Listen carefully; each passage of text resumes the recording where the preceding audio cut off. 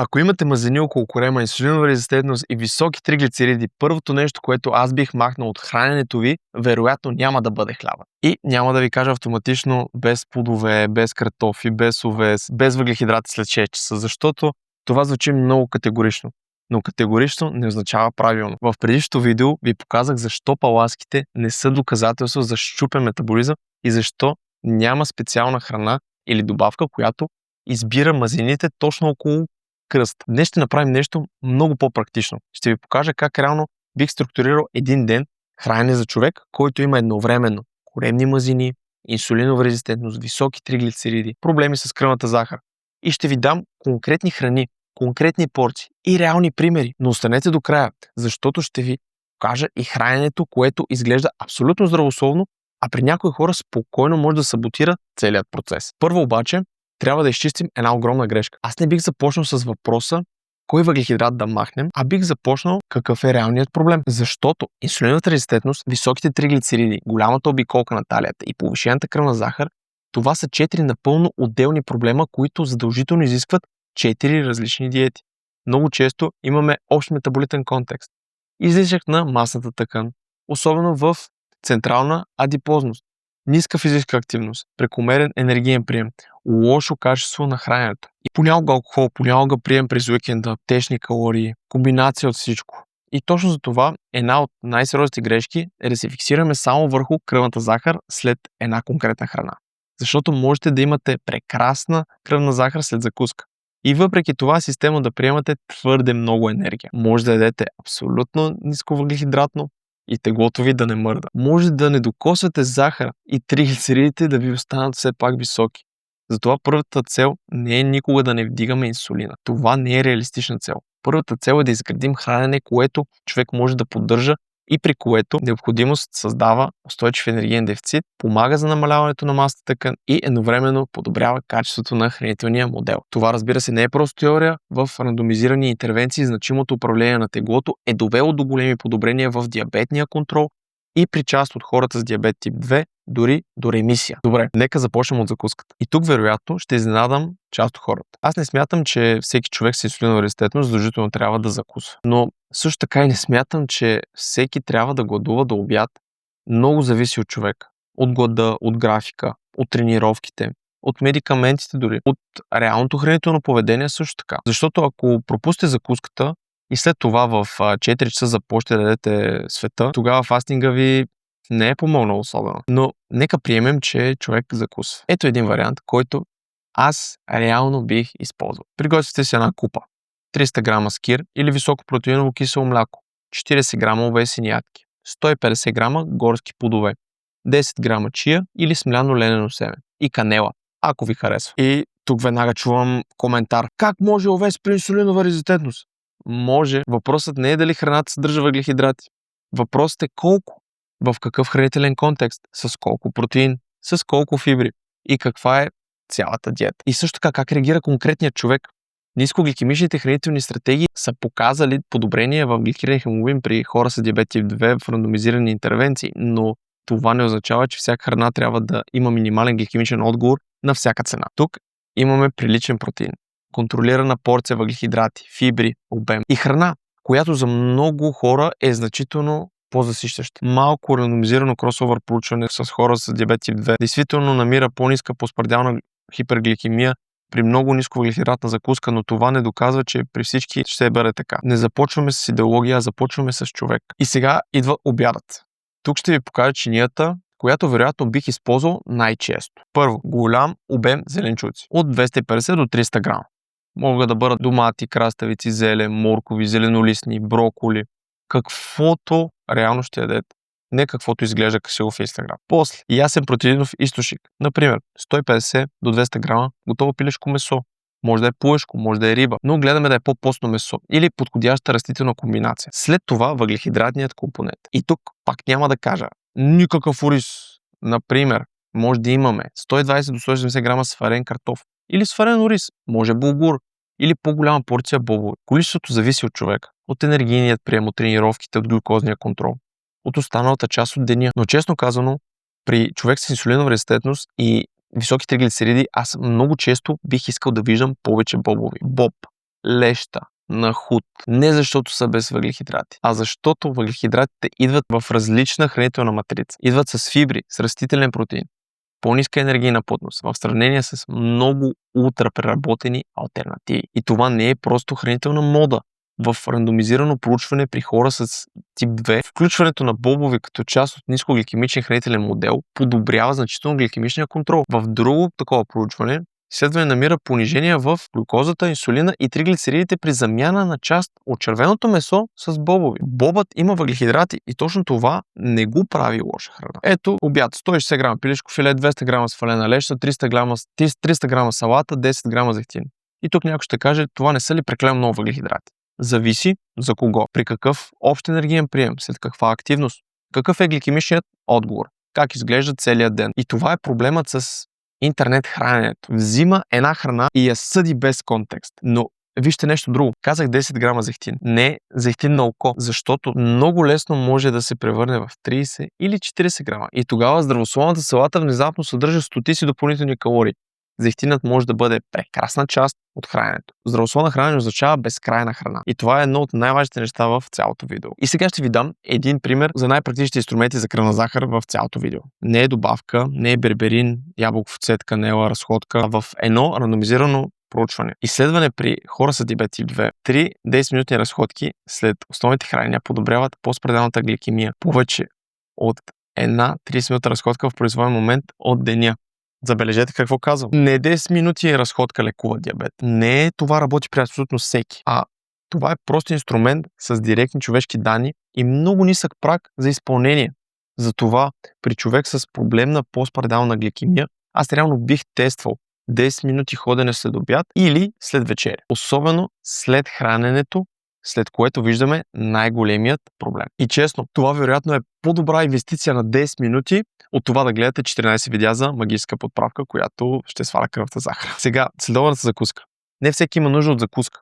Не е задължително да ядете на всеки 3 часа. Метаболизмът ви няма да спре. И няма автоматично да балансирате инсулина, само защото постоянно добавяте малки хранения.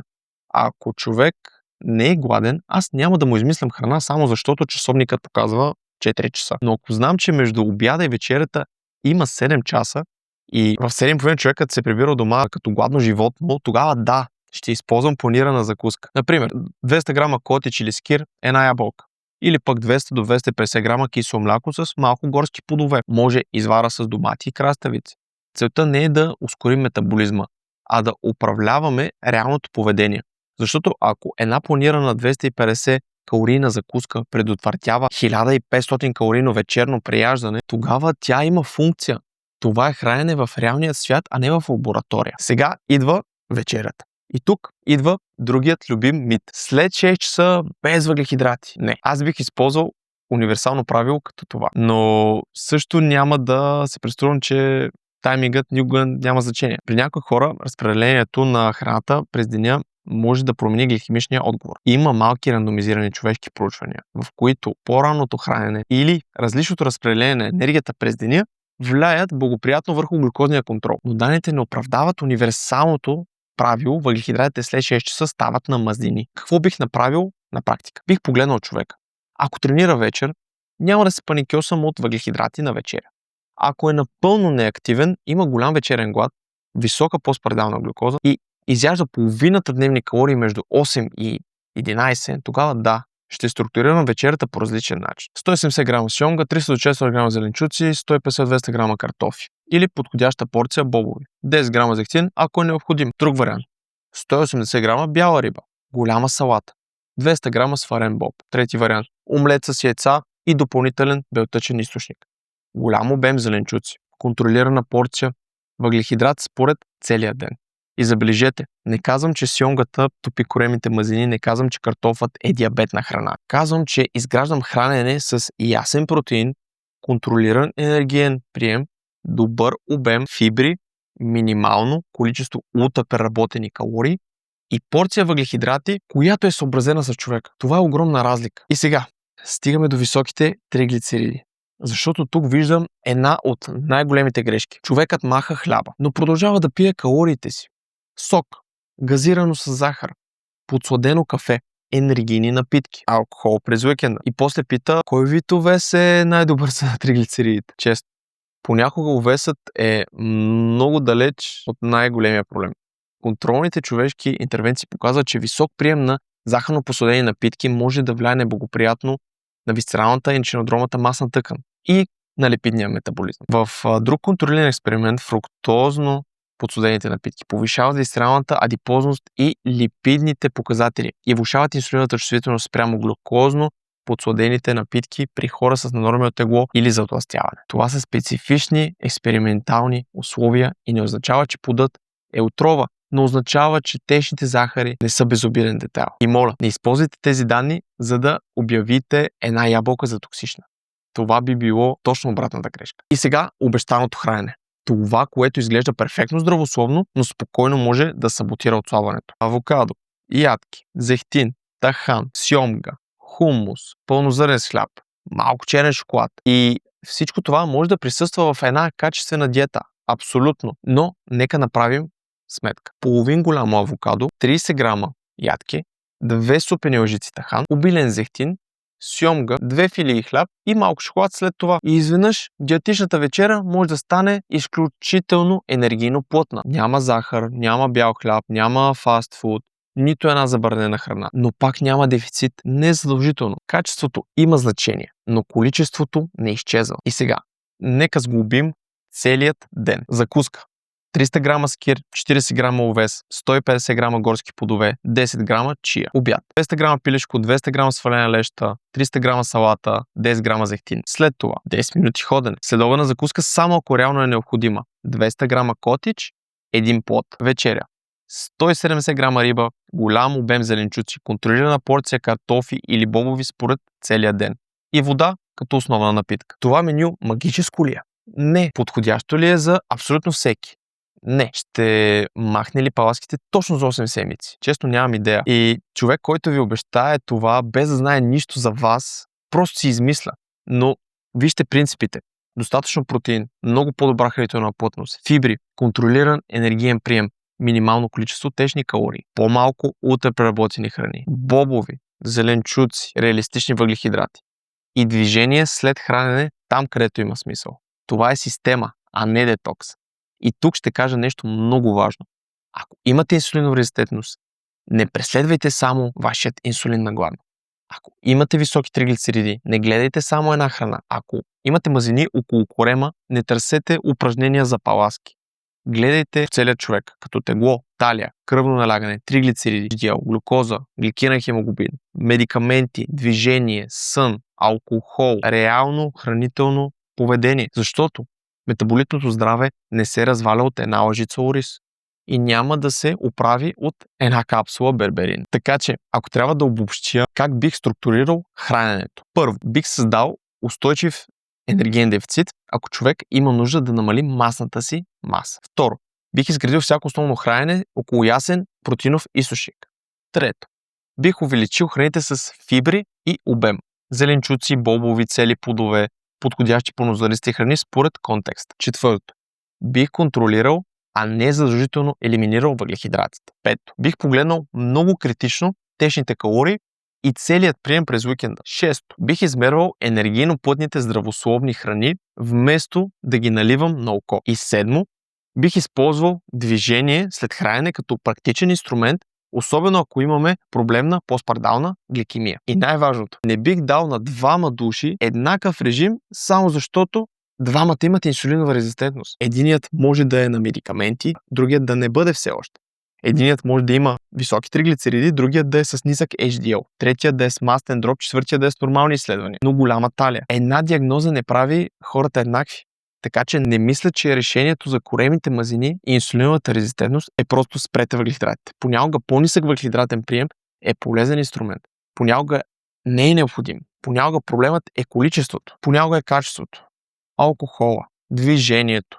А понякога човек е перфектен от понеделник до петък и изяжда целия си седмичен дефицит през уикенда. Това е реалността и точно за това доброто хранене не започва с списък с забранени храни, а с правилно идентифициране на проблема. Ако искате в следващото видео, мога да направя още една стъпка. Да ви покажа реален пример с човек с висока инсулинова резистентност и лабораторни изследвания и да ви покажа как бих мислил, кои показатели са важни, кои често се интерпретират грешно, какво бих променил първо и как бих проследил дали хранителната стратегия действително работи. Ако искате такова видео, напишете в коментарите казус и аз ще го направя. Бъдете здрави и до следващия път!